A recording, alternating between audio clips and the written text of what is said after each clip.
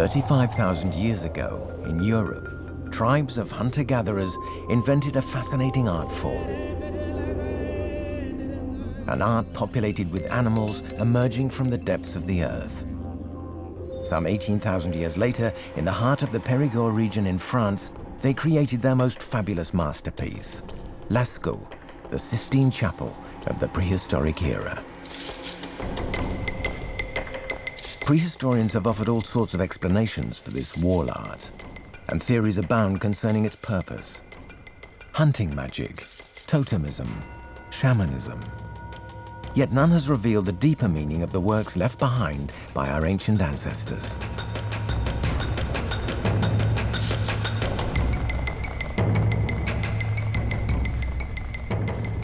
But Chantal Jègues-Wolkiewiez, an independent French researcher, has come up with an exciting new hypothesis. She believes the Lascaux cave paintings represent a map of the sky as seen by the world's first artists 17,000 years ago.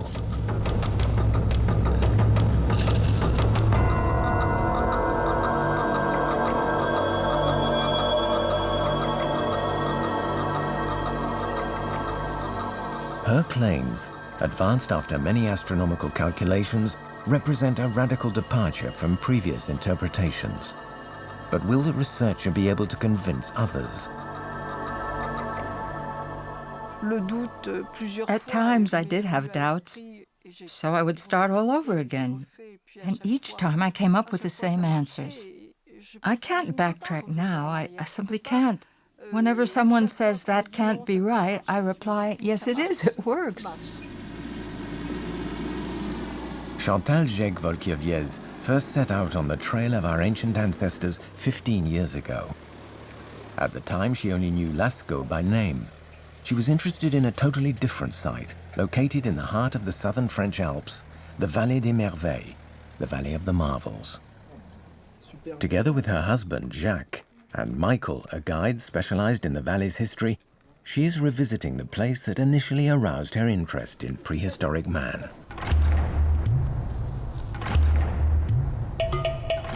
Nestled high in the mountains at over 2,000 meters below majestic Mount Bégaud, the Vallée des Merveilles conceals a unique treasure. 35,000 engravings carved by Bronze Age man between 2,500 BC and 1,700 BC. Daggers by the thousands, axes and halberds, motifs reminiscent of bull's horns, wheels, and anthropomorphic figures. These rock carvings contain a mysterious message. Some people believe we are dealing with something that is found throughout the Mediterranean basin. Symbolic drawings produced by a cult devoted to bovine gods, with or without sacrificial rites. While others believe it is a form of proto-writing. That's the magic of this site. It remains open to interpretation.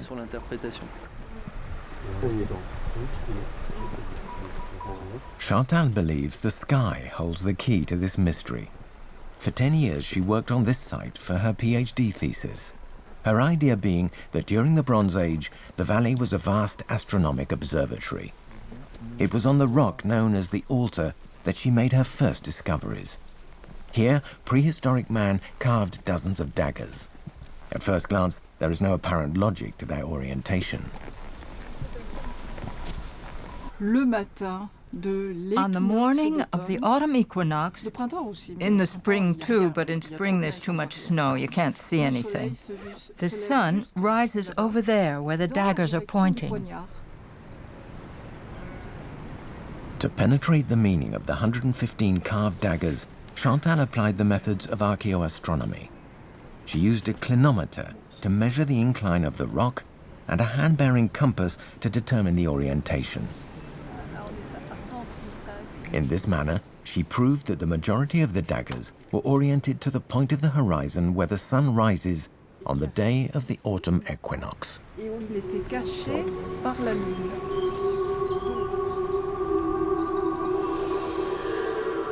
Chantal also proved that in the middle of the night, at the same time of the year, the daggers were aligned with the moon.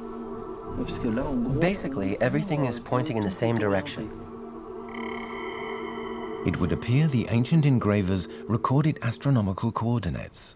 But why? Another observation would provide part of the answer. Beneath this huge boulder, lying upon the stone slab, the sun and the moon light upon a small cavity at the same time of year. You see this spot of light here? Yes. Here on this rock? This occurs because it's the equinox, and the sunlight passes under the boulder. What was the point of observing all this? Actually, it's very simple. We have the union of the sun and the moon. So from this, you can see exactly where you are in time and reset the clock, so to speak. When this phenomenon occurred, the rock carvers knew winter was drawing in and the site would soon be covered with snow. It was time for them to return to the valley. The stone altar was therefore a sort of lunar solar calendar. As Chantal continued her research, she became convinced the carvings were the work of seasoned astronomers who recorded the passage of time in stone. She pursued her investigation with these mysterious serpentine figures. The archaeoastronomer's interpretation is somewhat unexpected.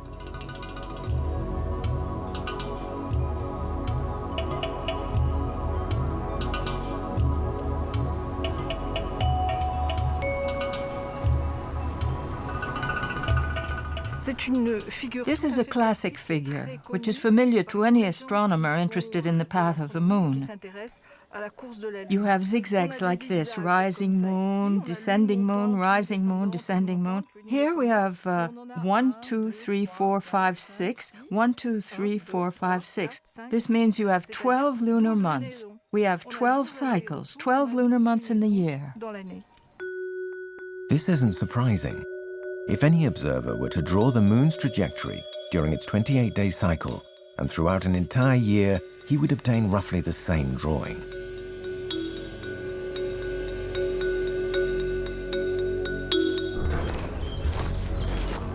When she left the Vallée des Merveilles, Chantal knew she was only at the start of a long story, one that ultimately led early man to observe the sky.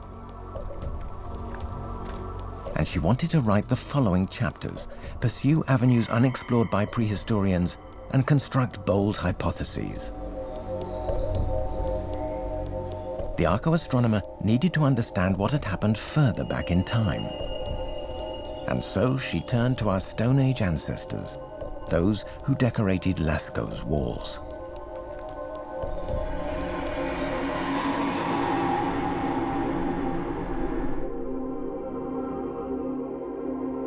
The cold has come to the clan's territory. The game has disappeared.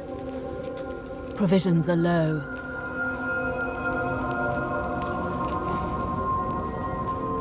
They have decided to set out again, to travel further than on previous days. They know which plants are nourishing, those which stave off hunger. They know where to find rocks to make fire. They repeat the gestures made by their ancestors since the dawn of time. They know how to hunt in groups, to track animals, to see them without being seen, to lay traps. They have learned how to smoke meat to preserve it for many days, many moons, until the burning circle of light rises high in the sky once more.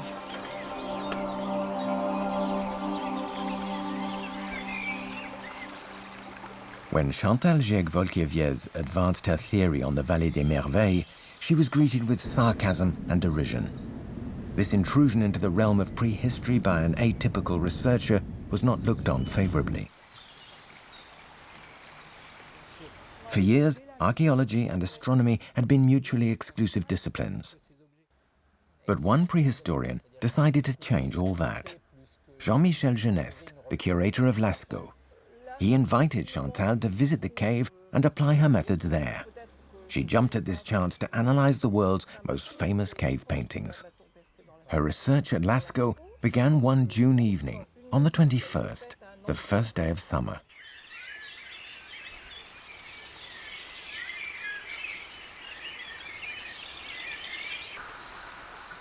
Chantal wanted to verify for herself what she already suspected from studying maps of the cave. She would discover something very astonishing. In 1999, I discovered that the sun shone into Lascaux on the evening of the summer solstice, and only then. I thought that this astronomical event might have been what made the inside of the cave sacred. And maybe this was why our ancestors had decorated the walls and considered the site sacred.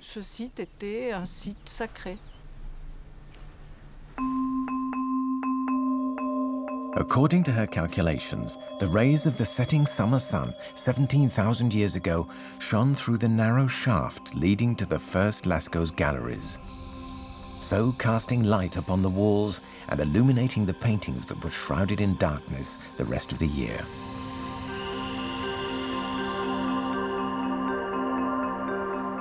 Until 1999, cave art had been thought of as an art of darkness, but it suddenly became an art of shadow and light. Chantal's hypothesis allows us to imagine the life of Stone Age man in a totally different light.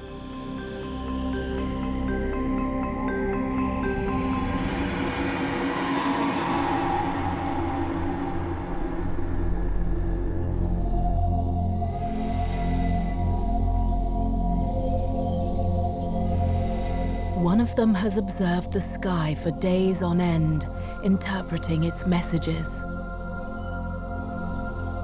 At the edge of the great forest, he recognized the signal known to his ancestors, the star which warms the earth and makes trees grow. Tomorrow, he will guide his clan towards the sanctuary.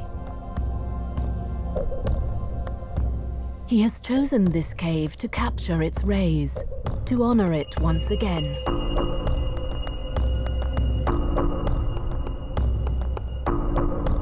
Everyone holds their breath.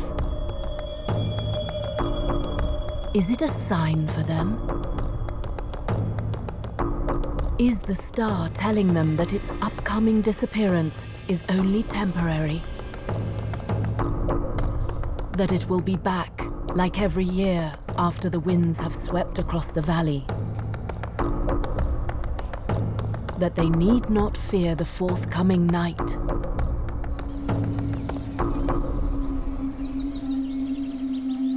Did the disappearance of the sun below the earth give rise to such rituals? Even more than with her thesis on the Vallée des Merveilles, Chantal's claims provoked angry responses from the scientific community. Absurd, ridiculous, unorthodox. Her critics were ruthless. And yet some prehistorians were intrigued, such as Jean Clotte, one of the world's foremost experts on Paleolithic art. In shamanism, or rather shamanisms, because there are all sorts of shamanistic practices, the supernatural world can be situated in very different places. It can be at the top of a mountain, at the bottom of a cave, inside rocks, and of course, in the sky.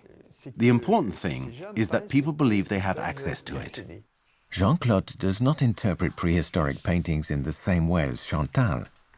For over 10 years now, he has advanced a hypothesis that is every bit as bold and controversial. He believes the paintings, like these here in Cognac, were produced for shamanistic purposes. They were the work of shamans whose responsibility it was to heal the clan, capture game, and win the good graces of animal spirits.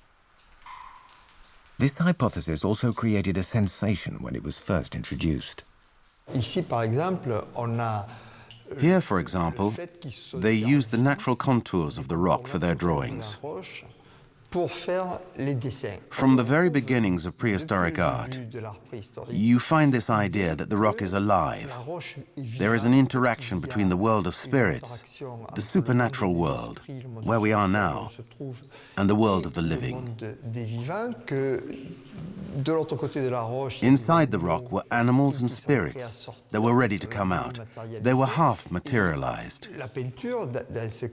And the painting served as a medium for man to enter into contact with these supernatural forces and harness their power.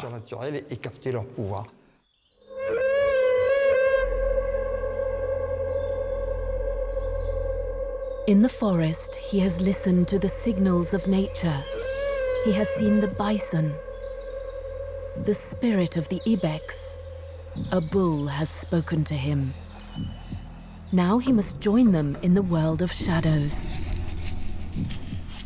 Combine fire and pigments, lure the animals, capture the curve of their backs, pierce the darkness,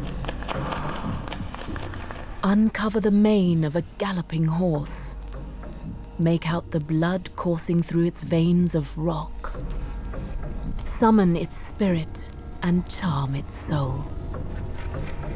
Carve, sculpt, and paint again and again. Make them come alive by the light of a torch and harness their power. Ask them for help. Make them allies.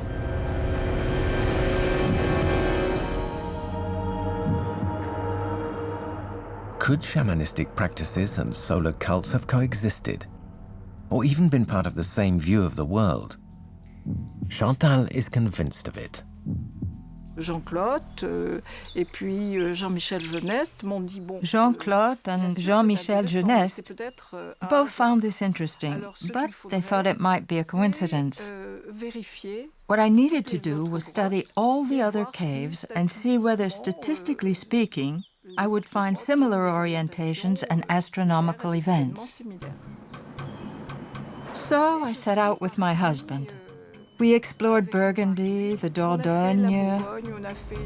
Chantal wanted to prove that the sunlight played the same role in other painted caves as it did in Lascaux. It was a veritable challenge for a lone scientist with no means of research or funding and only her husband for support. Her journey would last over 7 years. She visited the caves of Courbarel, Fond de Gaume, and Bernifal. Her first results all pointed in the same direction. These caves were aligned with the sunrise or sunset on key days of the year, solstices or equinoxes. She took measurements for months, then years on end. In the heart of the Périgord Noir region at Comarque, a 12th century castle rises above troglodyte dwellings and a painted cave dated from 14,000 years ago. As at Lascaux, the setting sun shines into the cave on the day of the summer solstice, lighting up its walls. Did the Paleolithic artists choose their caves according to their orientation? Did they discover the astronomical laws governing the path of the sun?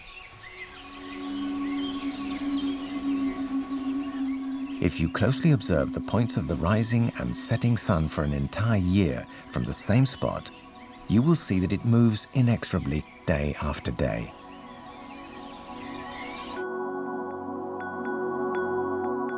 On the first day of winter, the sun rises in the southeast and remains low in the sky. Night falls faster and is longer than the day.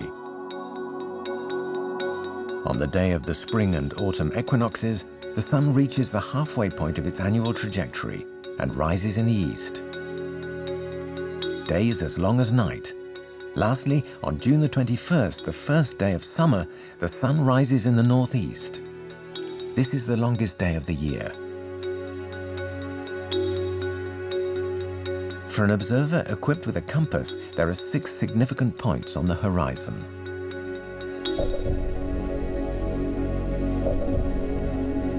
Could Paleolithic man have determined these points without measuring instruments? Absolutely. They could have used natural landmarks and observed the sun sliding along the horizon as the months went by, so keeping track of the changing seasons.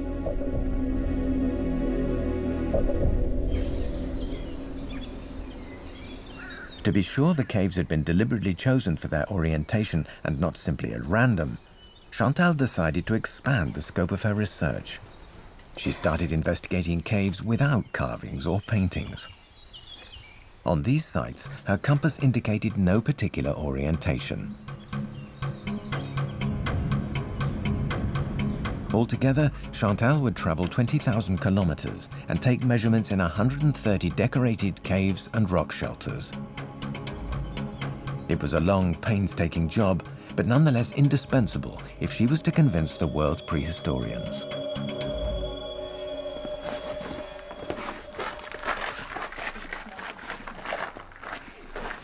Enthusiastic about her work, Count Hubert de Comarque opened the doors of his Bourgogne estate to her. Here she would set up her field laboratory. The time had come to draw the conclusions from her journey. Pato, we're here. You see, the cave is there. The cave is there, indeed. Bernifal is here. The Mout is here. Roufignac's over there. The Abri du Poisson, Logerie Haute. Look at this. Yes, all three face toward the winter sun. All of the well-oriented caves are decorated, whereas the others are not. So it wasn't for geological reasons? I don't think so. I think we need to continue. All of the measurements converged. Of 130 caves, only 4 were not aligned with the sun at key times. For Chantal, there was no longer any doubt. Paleolithic man intentionally chose these sites in order to carry out his artwork.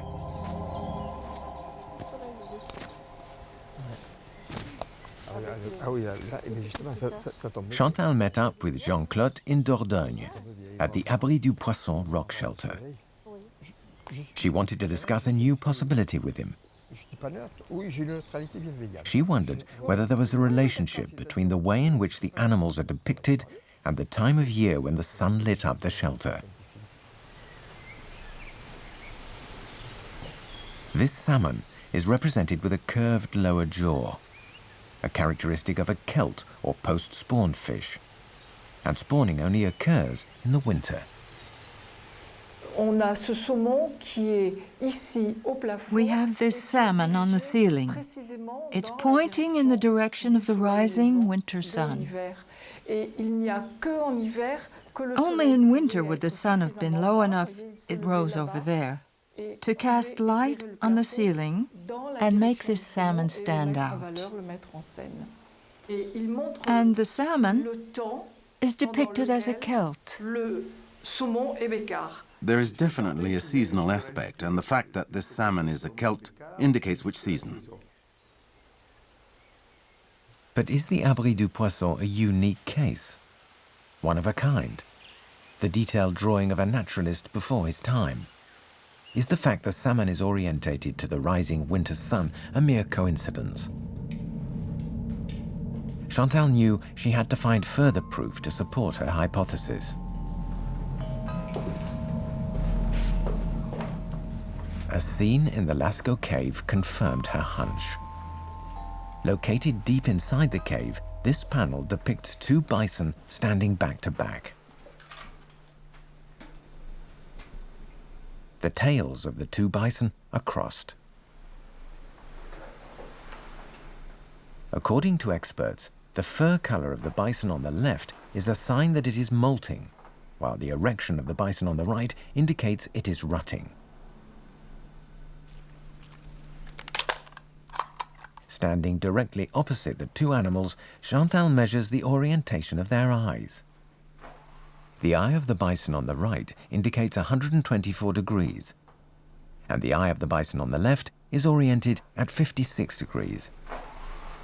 As for the 2 tails, they cross at 90 degrees. If there were a transparent wall here, Behind the eye of the bison on the right, you would have the rising winter sun. Behind the eye of the bison on the left, you would have the rising summer sun. And at the point where the two tails cross, you would have the rising spring and autumn suns. The image corresponds to reality. Bisons rot in autumn and molt in spring. So it's a small victory.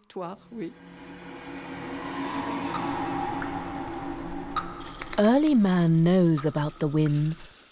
He knows about changing shadows. He knows that when winter comes, the animals will leave the river's banks. The light indicates the direction to follow, the trail of the reindeer, the bison and the ibex. He crosses the mountains, tracks game in all weather, season after season.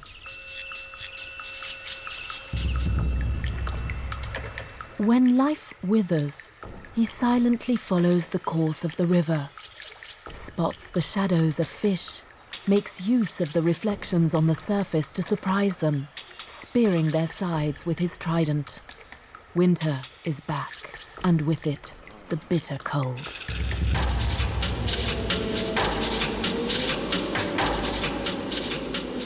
Season after season, the clan draws strength from the dance of the sun, from the skill of the flint knappers who prepare weapons for future hunts, from the dexterity of the hunters who build up reserves to hold the clan over until summer returns. Paleolithic man was very similar and yet very different to us. Remember, we are Westerners who live in the complex world of the 21st century. Ours is an industrial society. We are removed from nature. Our thinking is dominated by practical concerns, not at all by spiritual ones. You have to look at how these hunter-gatherers thought. It's evident that they observed the changing seasons, the stars. It isn't at all impossible that they translated this into art. That is why Chantal's work interests me. I believe she is onto something. The results she has shown me, for example, the light entering the caves, the fact that caves were chosen in relation to their exposure to the sun or the moon. Given that she is dealing with a rather large number of caves, I have the feeling she has put her finger on something extremely interesting.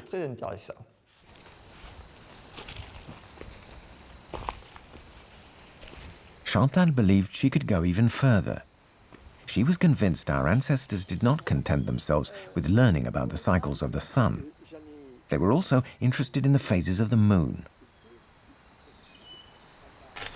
At that point, the carving of a Venus holding a crescent moon constituted the only clue that Paleolithic man was aware of the moon's path. But did he actually observe it?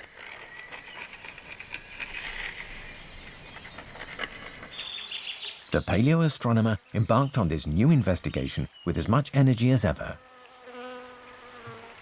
She had heard of a small carved bone, previously studied by an American researcher. This 35,000-year-old artifact was discovered by one of France's first amateur archaeologists, René Castanet, who set up a small museum to house his finds. Today, his son is the custodian of the collection. Voilà l'objet. Oui.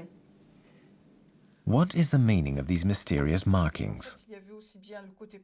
In the 1970s, the American anthropologist Alexander Marshak studied this artifact while he was researching the origins of astronomy for NASA. And I was completely surprised. In fact, His interpretation was surprising. This early hunt. Now, the bone from the Abri Blanchard is a prime example. On one piece of bone, in an area about the size of a wristwatch, he made 69 tiny marks. This hunter was doing something that nobody had expected. And my analysis indicated that this seemed to be a lunar calendar. What he was doing was notating the passage of time, notating the phases of the moon as the moon waxed and waned. In other words, this piece of bone was an abstract of phenomena that was occurring out in the real world. Social historian The American researcher's findings were coolly received before being forgotten about for years, until Chantal became interested in them. Il a réussi à trouver le sens de He la discovered lecture, the mais meaning of the il est marks, très but dommage pour lui, sadly for him and happily for me, moi, ça m'a fait plaisir, because je me I suis was dit, delighted to peut-être discover qu'il trouve something quelque he chose qu'il n'a pas hadn't. trouvé. Il ne s'est He pas didn't rendu realize that the compte que la serpentine form is the result of observations being made from the same spot throughout the entire observation period. toute la période d'observation. To confirm Marshak's hypothesis, the paleoastronomer visited the Abri Blanchard, where the bone was discovered. Sitting at the foot of the cliff, like the Paleolithic sculptor, she recorded the measurements necessary for her calculations, the orientation of the Abri and the height of the cliff opposite. The researcher then drew a chart that showed, day by day, the height of the moon in the sky and the point on the horizon where it set. The results exceeded her expectations. One by one, the coordinates she obtained with her astronomical calculations matched the tiny cupules, or cup marks, carved on the bone. True, it was not a perfect match, and some lunar phases were missing. But the general outline of the two figures is strikingly similar. This bone was probably the first lunar calendar in the history of man, and its sculptor an astronomer before his time.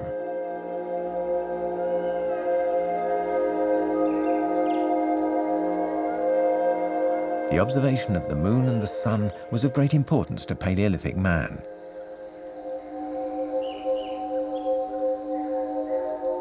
Knowing their precise movements would have helped him plan for hunting and gathering and prepare for seasonal migrations.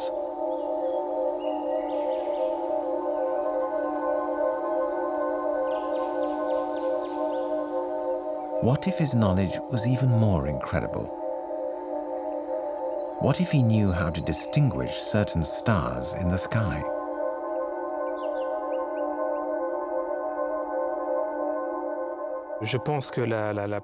I believe that man's first house was the sky. He lived on Earth and looked up at the sky. Today, we know that the sky has an astrophysical and physical significance. But at that time, it was seen as a spherical starry vault. Man looked up at the stars and tried to regroup them in order to memorize them, to talk about them. He gave them names, the names of animals in most cases. Constellations varied from one place to another, from one civilization to another. But basically, daily life was governed by the stars and by the height of the sun above the horizon.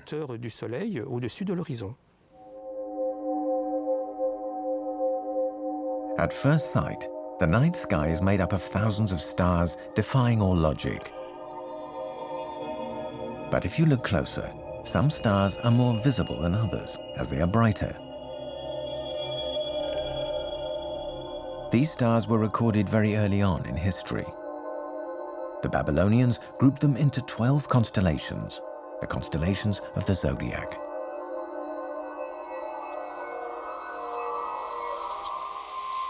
If you observe the sky long enough, the stars appear to move around an imaginary axis, running through the North Pole. Did Paleolithic man observe this phenomenon and isolate groups of stars in this vast starry vault, mentally projecting the image of familiar animals onto them?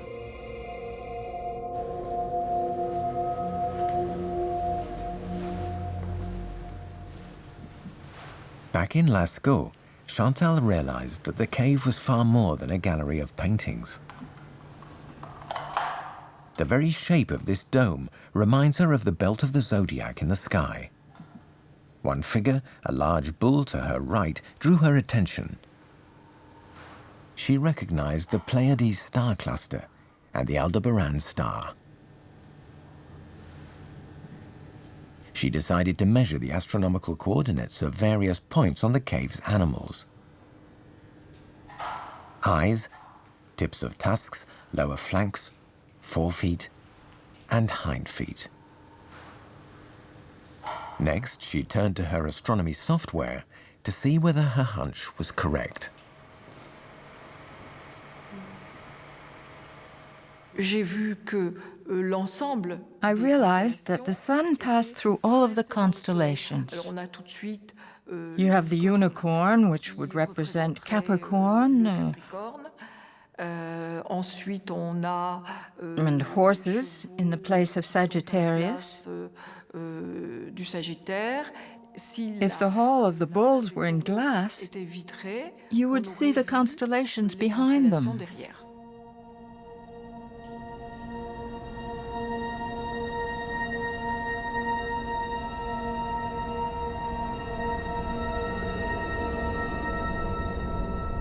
Early man, long regarded as brutish, becomes the first observer of celestial phenomena.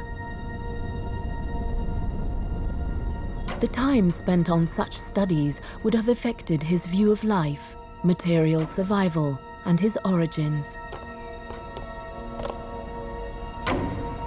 One man probably tried to unravel the message the stars wanted to teach him.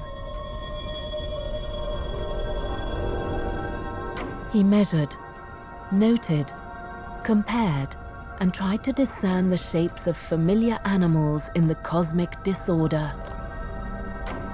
And just maybe, he recorded his observations in caves.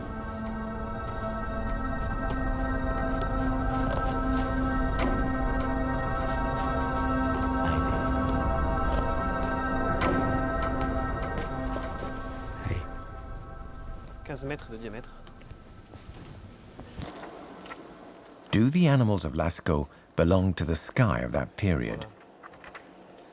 To verify this hypothesis, Chantal had to first recreate the summertime Paleolithic sky. The computer system at the Montpellier Planetarium would help her with this calculation. Her journey through time could begin. I need the latitude of this spot. I'll use this latitude here. It's roughly the same. Yes, 45 degrees exactly. I'll put the sun in now to see what time it rises, then we can... It should be around 7:30 a.m. Let's enter all of that and see what it says. They're moving away now. Sirius is moving away, and the other one too. Procyon. 9,000 BC, 13,000 BC, 17,000 BC. Within hours, the astronomy software recreates the sky as Lascaux's painters would have seen it on the first night of summer.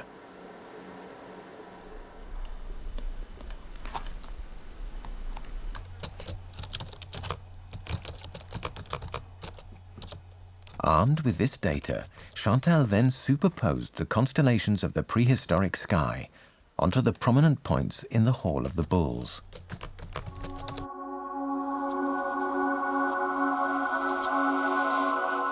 Before her very eyes, the superposition, although imperfect, showed unsettling associations. Capricorn, Scorpio, Leo, Taurus.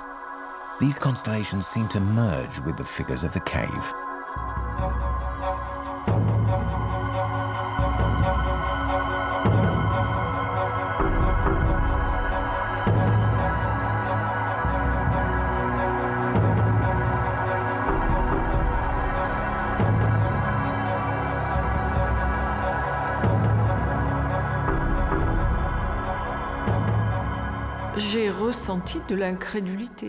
I was stunned.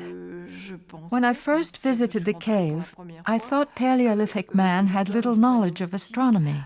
I knew he was capable of detecting the sun that shone into the cave. I'd seen that in the maps. But I never imagined he was capable of producing an accurate representation of the constellations. Because that demands immense patience and years of observation.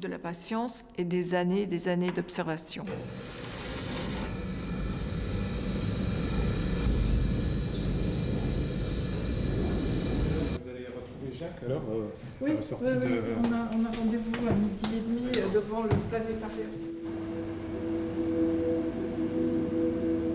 Lascaux, the world's first sky map? The idea certainly fires the imagination, but it has provoked criticism in some quarters.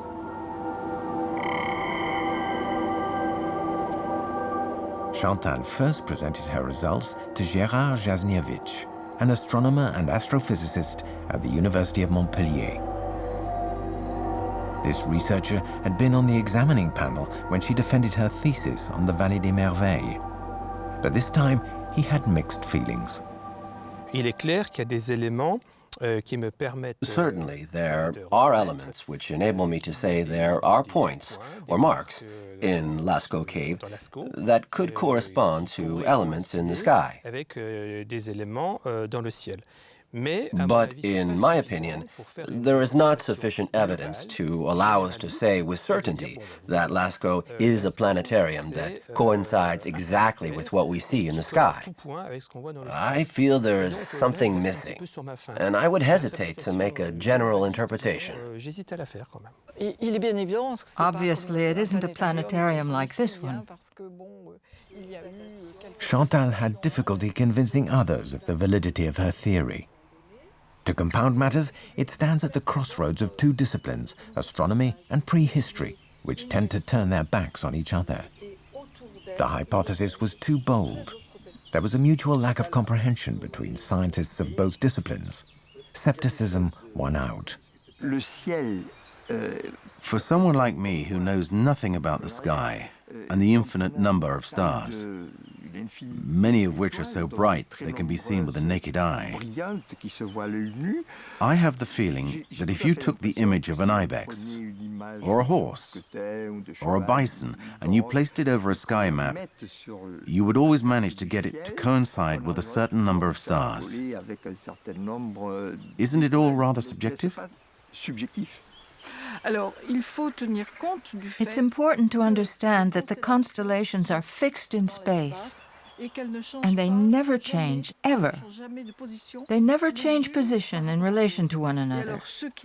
What's interesting here is that these constellations are arranged in a certain order. They form a sequence, and this sequence corresponds to the forms and sequence of the images on the walls. For the paleoastronomer, the superposition she revealed is not that of a few lone animals with stars chosen at random. It shows that the succession of animals painted on the cave's walls actually corresponds to the sequence of constellations in the sky.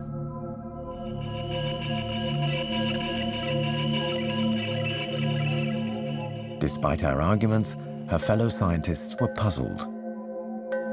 They voiced a number of objections and wondered, for example, how men and women could have possibly inscribed correctly oriented figures on the cave's walls without the aid of measuring instruments. I realized that the only possible explanation was that they used simple methods and gestures resulting from observations made with the naked eye. If you do basic astronomy, you learn, for example, to place your arm like this, then your hand. And everyone, whether it's a child or an adult, comes up with the same measurements. That is, the length of your arm is proportional to your hand span. That's to say, thumb 2 degrees, closed fingers 10 degrees, and spread fingers 15 degrees. Chantal believed some artifacts discovered at the same time as Lascaux, such as sticks with holes in them, ropes, and oil lamps, could have enabled early man to make these alignments.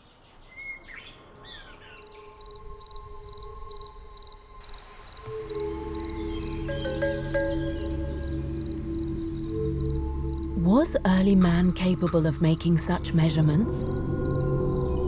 Did he possess the tools necessary for these alignments?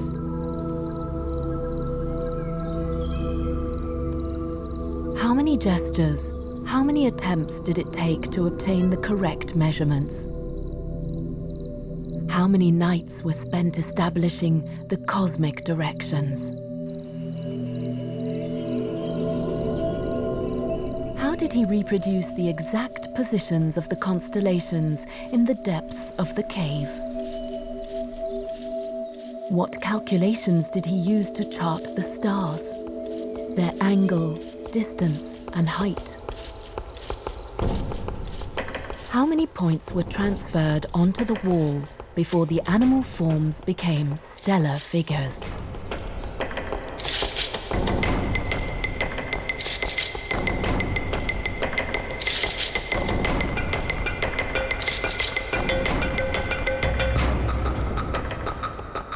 This demonstration is disturbing. It supposes that prehistoric artists were able to make real astronomy tools. To back up this argument, Chantal had no choice but to interpret the artifacts found in the cave in a different light. For example, the assegai spears. One of them bears incisions in the form of a star. Could this have been a directional tool, a sort of primitive compass? This is the base of the assegai. The shaft would have been here. Jean-Michel Jeunesse, the curator of Lascaux, and Chantal studied the object together. I'm inclined to say that its function is above all decorative, though there could be some meaning we are missing. Did it have another significance? It's a portable object, it's a hunting weapon, and one that was obviously used. I'm sticking with the idea that these elements are highly symbolic. They are extremely simple, but at the same time, there are various forms. There is a sort of systematic arrangement here. For me, that's the link between wall art and mobiliary art. Chantal had to bow to the evidence. It is highly unlikely that the men of Lascaux used the assegai as a primitive compass. She visited Lascaux one last time with Jean-Michel Jeunesse before the caves were closed to scientists for conservation purposes. Opposite her, a human figure and a stick topped with a bird are facing a bison with its entrails hanging out. What do these paintings mean? Do they have any relation to the stars? These questions will remain unanswered. With no access to the paintings, Chantal cannot advance her research. And without a research team to support her and verify her findings, it will be hard to bring her work on one of the world's most beautiful Paleolithic caves to a successful conclusion. Chantal's work challenges the whole body of knowledge and learning with which we work. To discover that there was a highly developed body of knowledge which was passed on from generation to generation, and that these astronomic observations were repeated, not for years on end, but several times over periods of 10 or 20 years, and then recorded, radically transforms our knowledge and our conception of this world, and indeed of how early man actually saw it. And as a result, the generally accepted ideas, the paradigms that enable us to imagine the prehistoric world, all explode. In this sense, it's an absolute revolution. Can these events be validated? Can the hypotheses be tested? If this is the case, then we'll be forced to consider that these societies possessed a highly structured knowledge, and that's in complete contradiction with what we currently know about hunter-gatherer societies.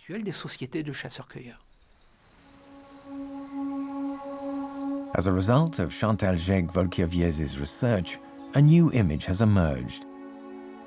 That of prehistoric societies with sophisticated knowledge, which devoted a large part of their time and resources to observing the sky. the same sky we ourselves rarely admire, blinded as we are by the bright lights of our cities.